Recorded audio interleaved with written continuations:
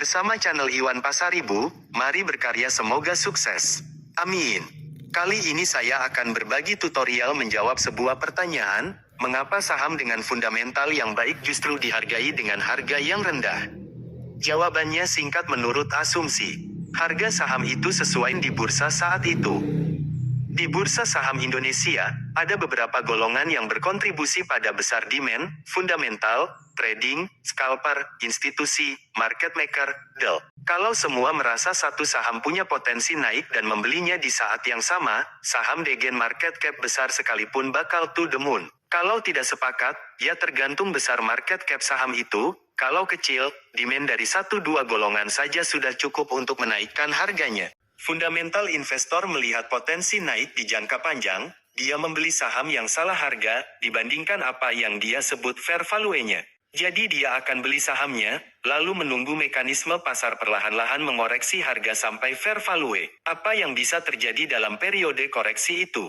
Golongan lain bisa ikut membeli saham itu karena menurut mereka timingnya pas, akhirnya harganya naik drastis, lalu mereka take profit, harganya turun lagi. Tapi di jangka panjang, kalau analisisnya benar, harga saham itu ya bakal naik. Apakah saham yang salah harga ini banyak di buy? Banyak juga, bahkan menurut aplikasi yang digunakan di luar negeri, proporsinya lebih banyak di buy daripada Amerika. Menurut saya ada beberapa penyebab. Investor bermental long term di Indonesia tidak banyak. Sehingga harga lebih dibentuk para trader dan scalper, serta retail yang FOMO. Fundamental bagus sekalipun kalau analisis teknikal tidak pas ya oleh mereka di drop, dan harganya turun.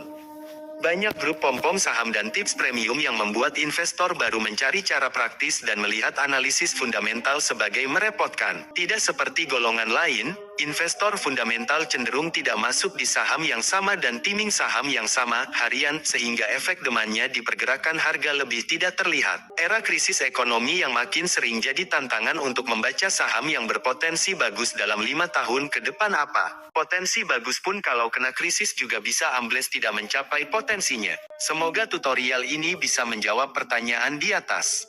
Nantikan kami di konten berikutnya ya. Terima kasih telah menonton. Salam Iwan Pasaribu.